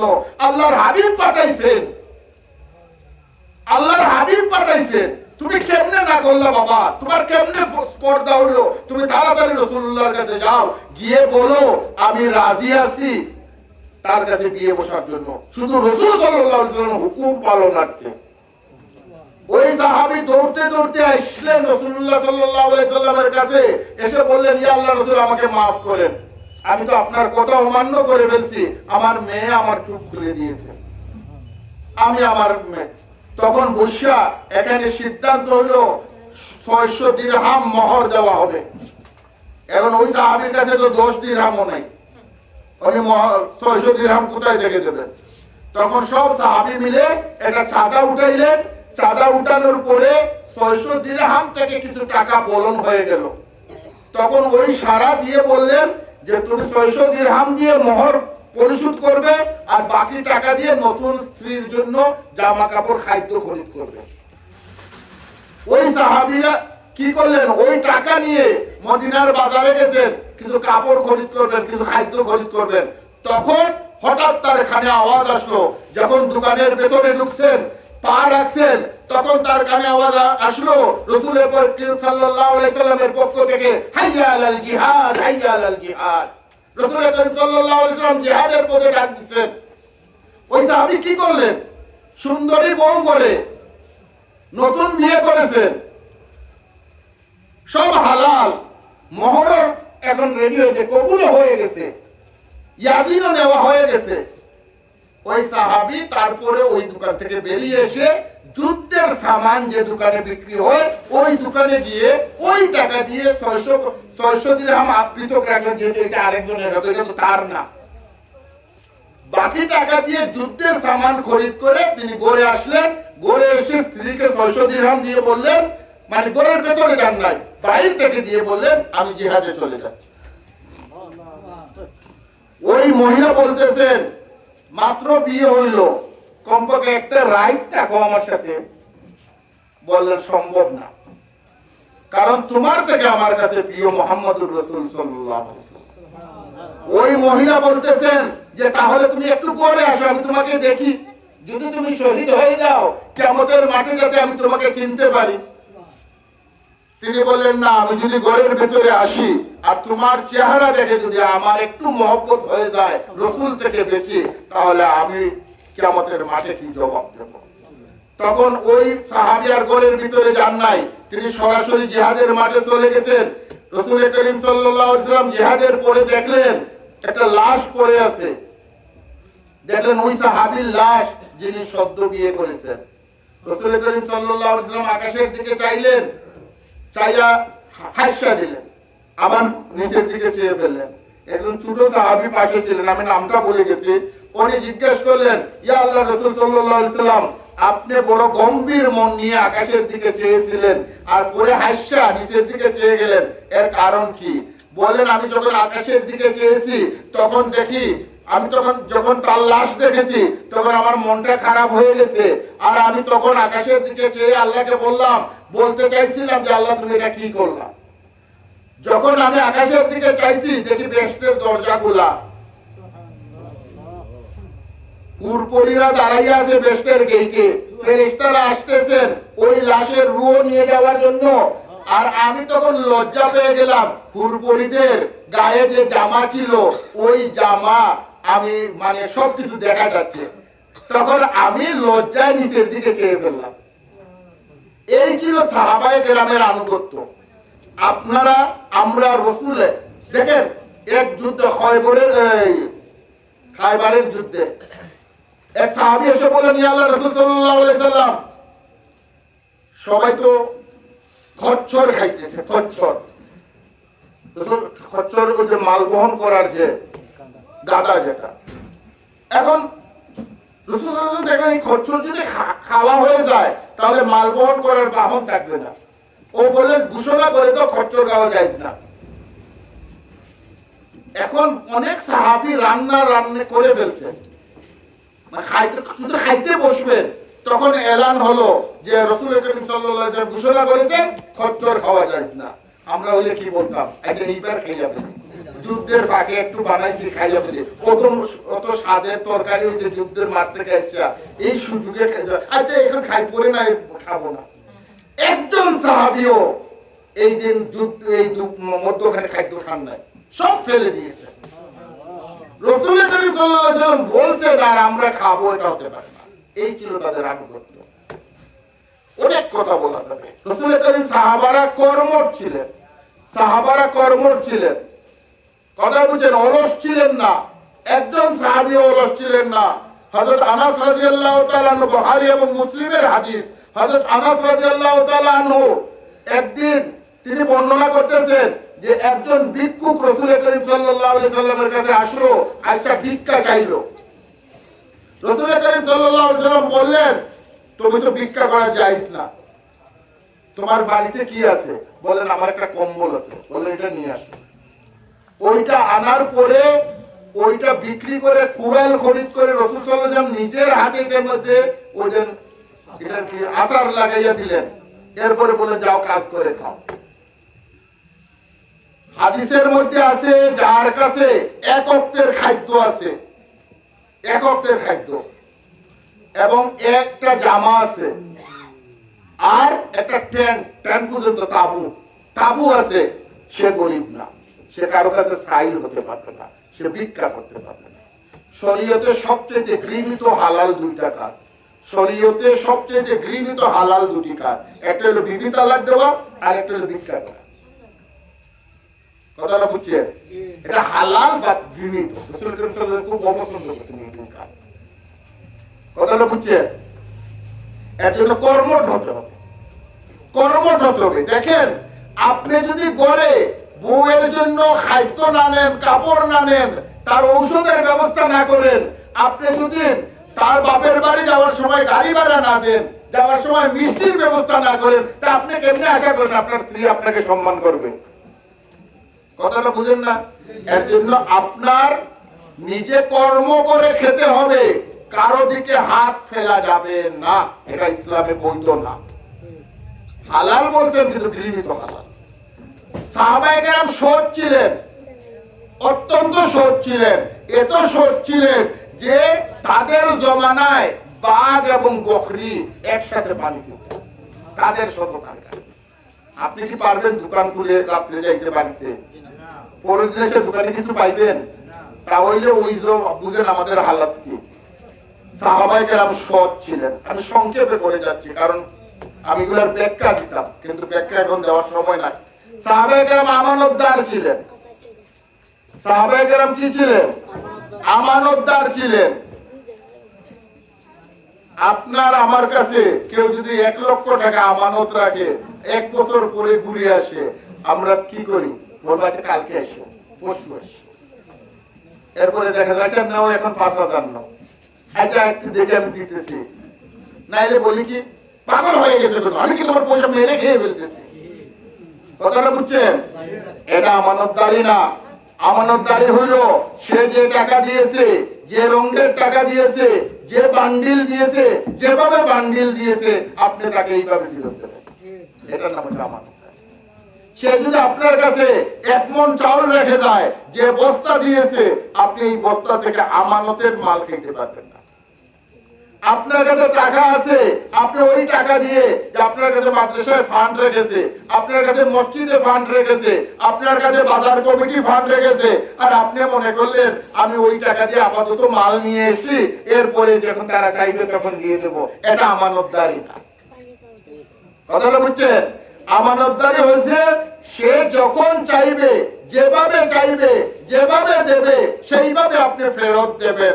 মুনাফিকের কয়েকটা লক্ষণের মধ্যে একটা হলো সে মিথ্যা কথা বলে, সে আমানতের খেয়ানত করে।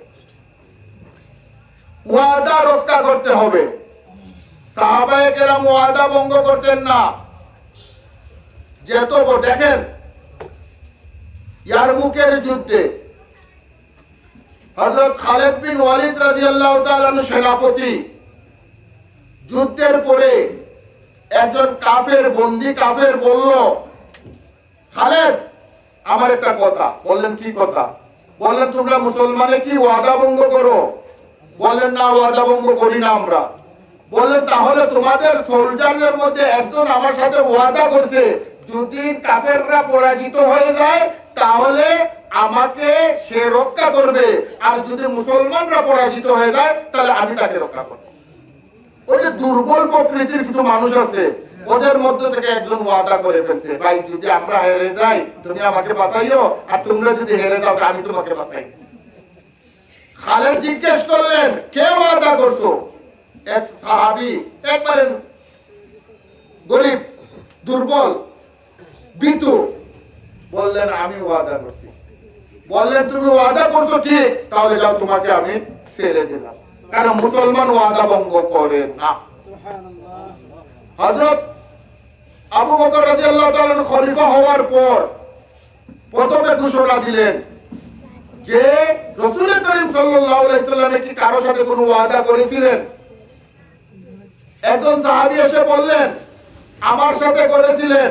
রাসূল করিম সাল্লাল্লাহু আলাইহি সাল্লাম বলেছিলেন বাহরাইন থেকে যে গনিমত আসবে সেই গনিমতের মাল আমাকে দেবেন। এইভাবে বলতেন আমাকে দেবেন।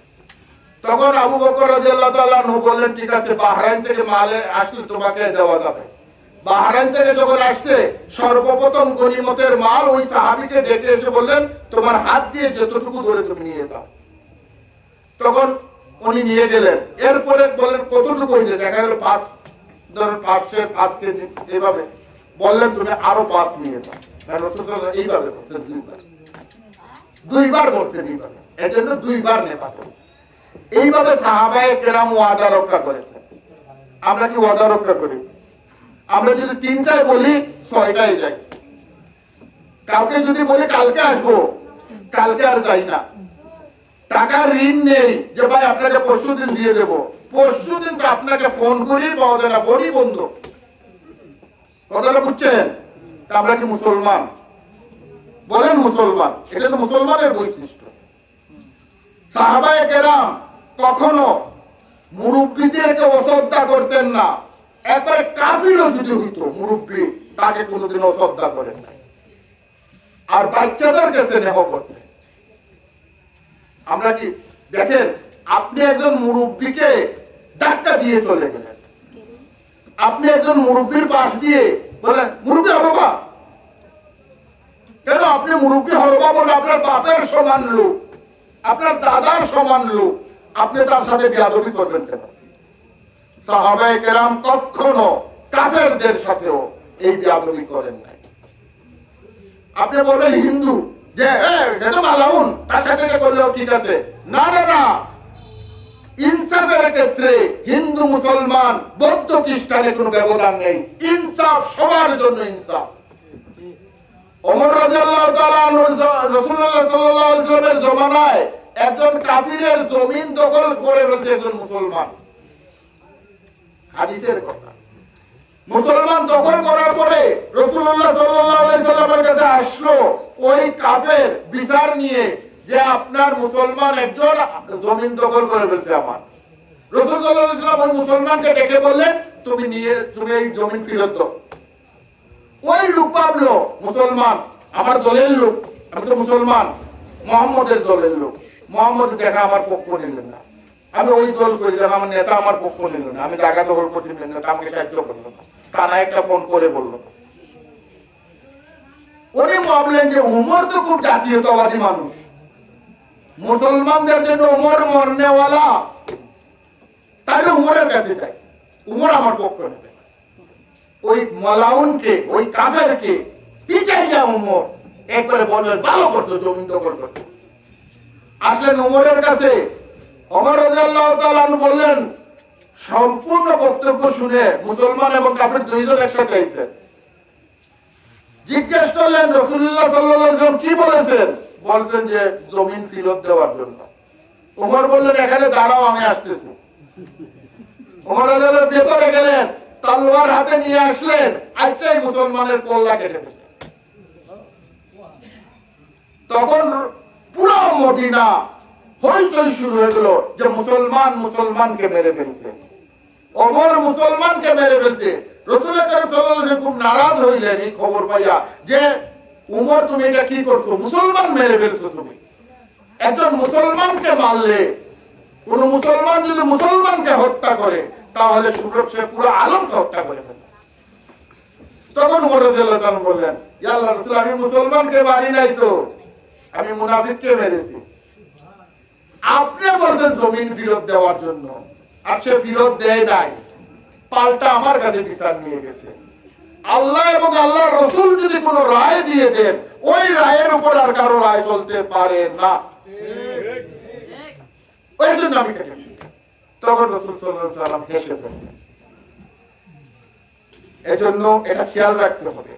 এরপরে সাহাবায়ে কেরাম শত্রুর প্রতি শক্ত ছিলেন, মিত্রের প্রতি নরম ছিলেন। মুসলমানের শত্রু ইহুদি খ্রিস্টান, আর বন্ধু হচ্ছে মুসলমান। আমরা কি করি? আমরা বলি দুনিয়ার ভিক্ষা করে খাবো, তারপর ভাইয়ের কাছে যাবো না, বলে না ভিক্ষা করে খাবো, তারপর ভাইয়ের কাছে যাবো না। সে কি মুসলমান? নিজের ভাইকে সম্মান দিতেছে না, কথাটা বুঝছেন না? আপনার আত্মীয় স্বজন, আপনার পাড়া প্রতিবেশী, আপনার ভাই বান্ধব, আপনার ভাই বান্ধব সহ সবাইকে সর্বাগ্রে সম্মান দিতে হবে। এটা ছিল সাহাবায়ে কেরামের আদর্শ। নম্র ভদ্র হতে হবে। এই গাতগুত এটা কি আজীব কারবার বাংলাদেশে। দোকানে গেলে দোকানের মাহাজনের মাপ শুনলে মনে হয় যেমন সে একটা জমিদার। একটু ভদ্র ভাষায় বলা যায় না যে ভাই আমার কাছে এই মাল নাই, ভাই আমি আপনাকে বাকি দিতে পারবো না, না পারবো না, একবারে ধারি মাইরার কথা বলে। ভদ্র নম্রতা বলতে কোনো কিছু নাই মানুষের। রাসূল করিম সাল্লাল্লাহু আলাইহি সাল্লাম কখনো কারো সাথে গাতগুত করে কথা বলেন না, কখনো না, একবার কাফেরদের সাথেও না। কথাটা বুঝছে? আমরা কি মুসলমান? হ্যাঁ, আমরা রাসূল সাল্লাল্লাহু আলাইহি ওয়াসাল্লাম বলতেছেন তোমরা তোমাদের জবানকে চাকু করো না, চাকু করো না, ধারালো চাকুর মতো বানাইও না। কারণ ওই যে একটা গান আছে না, আপনারা সবাই শুনছেন, দিল ভাঙ্গাতে মসজিদ ভাঙ্গা সমান কথা। আপনি মানুষের দিল ভেঙে ফেললেন, আর এই দিলকে হাদিসের মধ্যে বলেছেন বাইতুল্লাহ দুই জায়গায় আছে, একটা হচ্ছে যে কাবা ঘর, আর একটা হইলো মানুষের অন্তরের ভিতর আল্লাহর ঘর। কথাটা বুঝছেন? আপনি তার অন্তরে দুঃখ দিলেন। দুনিয়ার সবচেয়ে বড় গুনার নাম কি বলবো? বদুয়া। দুনিয়ার সবচেয়ে বড় গুনার নাম বদুয়া, আর দুনিয়ার সবচেয়ে বড় সওয়াবের নাম হচ্ছে মাফি, মাফি চাওয়া। আদম আলাইহিস সালামের বৈশিষ্ট্য ছিল, আদমের বৈশিষ্ট্য ছিল গুনাহ করে মাফি চাইছে, তওবা করছে। আর ইবলিসের বৈশিষ্ট্য ছিল সে মাফি চায় নাই, বেয়াদব ছিল। এর জন্য আল্লাহর ওয়াস্তে বেয়াদবি করবেন না। বেয়াদবির মতো গুনাহ পৃথিবীতে আর একটাও নাই, এবং বেয়াদব মাহরুমে রহমত, বেয়াদব রহমত থেকে বঞ্চিত থাকে। অনেক মানুষ আমাকে বলে, আপনারা জানেন অনেক মুরিদান আছে, এই বলে যে পীর সাহেব আমার ছেলে এত রুজি করে কিন্তু বরকত পাই না। আরে ভাই আপনি তো বিয়াদব, আপনার ছেলে বিয়াদব, সে কিভাবে বরকত পাইবে মালের মধ্যে? সে তো মালে বরকত পাইবে না। মালে বরকত পাইতে হইলে এটা কোরআন শরীফের আয়াত আছে, ওইদা খাতামামুল জাহিলুনা কালু সালাম, এই আয়াতটা ওয়াইবাদুর রহমানিল্লাযীনা ইয়ামশুনা আলাল আরদি হাওনা ওয়াইদা খাতামামুল জাহিলুনা কালু সালামা। রহমানের আবিদ তারা যারা আদবওয়ালা, রহমানের আবিদ তারা যারা আদবওয়ালা। রহমান মানে কি? আল্লাহ এখানে বলেন নাই আল্লাহর আবিদ, বলেন নাই আল্লাহর আবিদ, বলেন নাই খালিকের আবিদ, বলেন নাই রজ্জাকের আবিদ, বলেন নাই, বলেছেন রহমানের আবিদ। কথাটা বুঝছেন? এর জন্য আপনি যদি বিয়াদবি করেন তাহলে আপনি রহমানের আবিদ না, অর্থাৎ আপনি রহমত থেকে বঞ্চিত হয়ে গেছেন। আর তাকে কি বলতে বলছেন আল্লাহ? কালু সালামা, তাকে বলে আসসালামু আলাইকুম, আপনি বিদায় হন, কোন বিয়াদবের কাছে যাইয়েন না। সাহাবায়ে কেরাম দায়িত্বশীল ছিলেন, নিজের থেকে অন্যকে বেশি দাম দিতেন। সাহাবায়ে কেরামের মধ্যে এই আমলগুলো ছিল। আমরা সবাই আজকে থেকে এই আমল নিজেদের মধ্যে আনার চেষ্টা করবো ইনশাআল্লাহ। হ্যাঁ ইনশাআল্লাহ। আমার বক্তব্য এখানেই শেষ। অনেক কথা বললাম, রাত অনেক হয়ে গেছে। মুরব্বী হযরত আমার কাছে অনেক কষ্ট হইতেছে, আর বুঝতেছি। একটা কথা বলি সবাই, শেষ কথা। দেখেন, ফিতনায় জড়াবেন না, ফিতনা করে লাভ নেই, কেউ কারো বিরুদ্ধে কথা বলে লাভ নেই। আপনি নিজে চিন্তা করেন, আপনি কয়দিন আল্লাহকে দেখার চেষ্টা করেছেন? আরেকজনকে আপনি ভুল ত্রুটি ধইরা লাভ নাই। আপনি চিন্তা করেন, আপনি কি আল্লাহ দেখছেন? তা আপনি আল্লাহ দেখেন নাই, আপনি আল্লাহ দেখারও চেষ্টা করেন নাই, আপনি আল্লাহকে বুঝারও চেষ্টা করেন নাই। আল্লাহ কেমন, আল্লাহ কি করতে পারেন, এটাও আপনি কোনদিন জানার চেষ্টা করেন নাই। আপনি বাজারে চায়ের দোকানে বসে কে দাঁড়াইলো, কে ঘুমাইলো, কে কিয়াম করলো, কে করলো না, কে দোয়ালিন পড়লো, কে দোয়ালিন পড়লো, এগুলো নিয়ে মাথার আপনার কি দরকার? এটা তো আপনার সাবজেক্ট না। আপনার সাবজেক্ট যেটা হচ্ছে আপনি আপনার সম্পর্ক আল্লাহর সাথে গড়ে তুলবেন। এটা মৌলানা সাহেবরা তাদের অফিসে বসে কথা বলবেন। এটা যারা কুরআন হাদিস ভালো রকম পড়তেন, ফিকহ কিতাব পড়তেন, তাদের আলোচ্য বিষয়। এটা সাধারণ মানুষের আলোচ্য বিষয় না। কথাটা বুঝাইতে পারতেছি? আপনি ওই যে শাহ আব্দুল করিমের একটা কথা আছে, আশিকের রাস্তা সোজা। আপনি আশিক হবেন, কার আশিক হবেন? আল্লাহর আশিক। কার আশিক? আল্লাহর আশিক। আল্লাহর আশিক হইলে আমি যার প্রেমিক হইলাম, তারে যদি দেখলাম না, তাহলে আমার এই প্রেমের কি পাইলাম? কথাটা বুঝাইতে পারতেছি? আমি আজকে থেকে এটা ওয়াদা করব যে আমি কাউকে নেগেটিভলি বাঁকা চোখে না দেখে আমি সরাসরি নিজে আল্লাহর সাথে যোগাযোগ করব।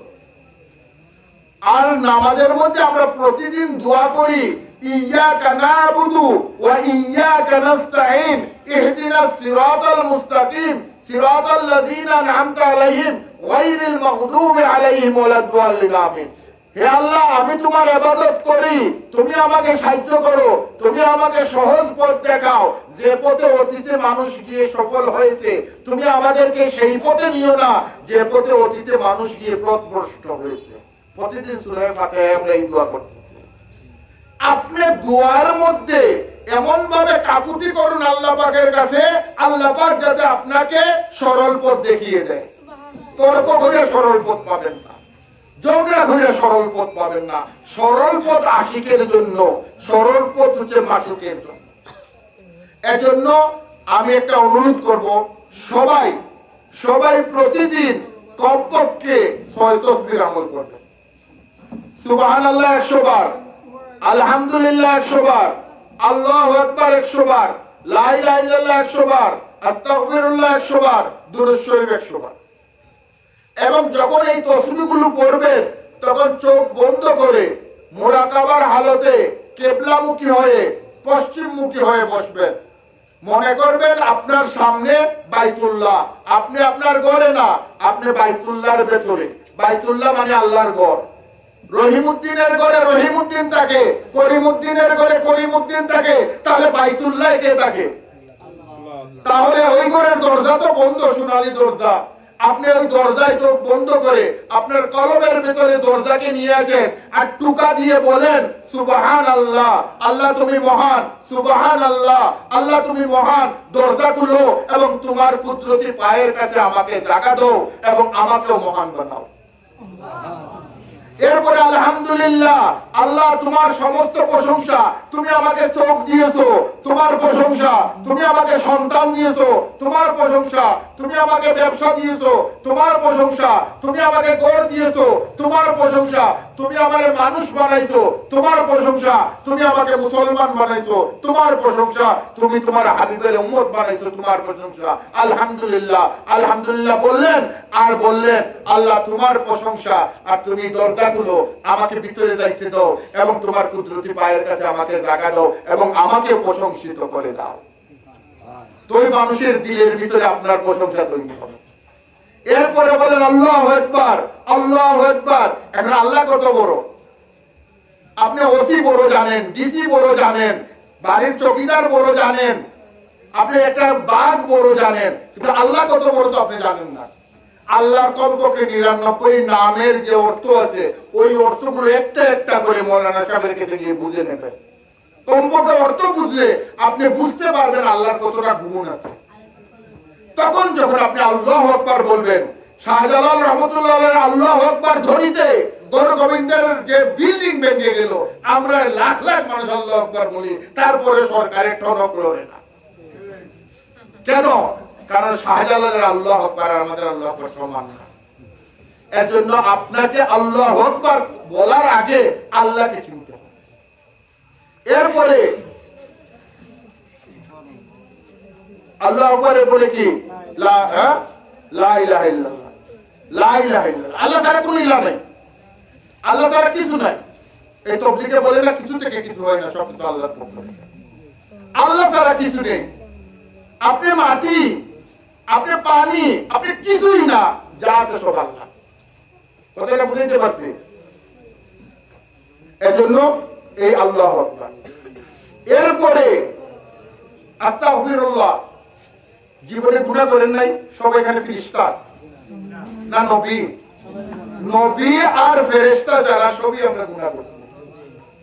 হ্যাঁ, জীবনে চুরি করছি, মাল ওজনে কম দিছি, মা বাবার সাথে বেয়াদবি করছি, মুরব্বিদের কত গুনাহ করছি, গুনার কোনো শেষ নাই। আপনি বলেন আস্তাগফিরুল্লাহ, আল্লাহ আমি গুনাহ করে ফেলছি, তুমি আমাকে মাফ করে দাও। আল্লাহ তোমার কাছে মাফি চাচ্ছি, তুমি মাফ করে দাও। কানতে থাকেন, কানতে থাকেন, আল্লাহ মাফ করে দেবেন। আর মাফি পেয়ে গেলে আর কিছুই লাগে না। এরপরে আপনি দুরূদ শরীফ পড়েন যে আল্লাহ আমি যত কিছু বললাম মুহাম্মদুর রাসূল সাল্লাল্লাহু আলাইহি সাল্লামের খাতিরে, তোমার হাবিবের খাতিরে আমাদেরকে মাফ করে দিও। করবেন তো আমল ইনশাআল্লাহ? হ্যাঁ, বস যদি এই আমল করেন তাহলে আমার কষ্ট করে আসা কাজে লাগলো, আমিও কিছু সওয়াবের ভাগীদার হইলাম, আমিও আপনাদের এই আমল থেকে পাইলাম। আর সবাই খাস করে দোয়া করবেন নিজের সন্তানের জন্য। নিজের সন্তানরা যদি গাঞ্জাকুর হয়, মদকুর হয়, নারীবাজ হয়, বদমাশ লুচ্চা হয়, এর থেকে দুঃখজনক আর কিছু নেই। আপনার কোটি টাকা দিয়ে কি করবেন? কোটি টাকা দিয়ে কি করবেন? এর জন্য বাচ্চাদের জন্য দোয়া করবেন। ইনশাআল্লাহ আমার বক্তব্য এখানে শেষ। আমি আপনাদেরকে কষ্ট দিলাম, আমাকে মাফ করে দেবেন।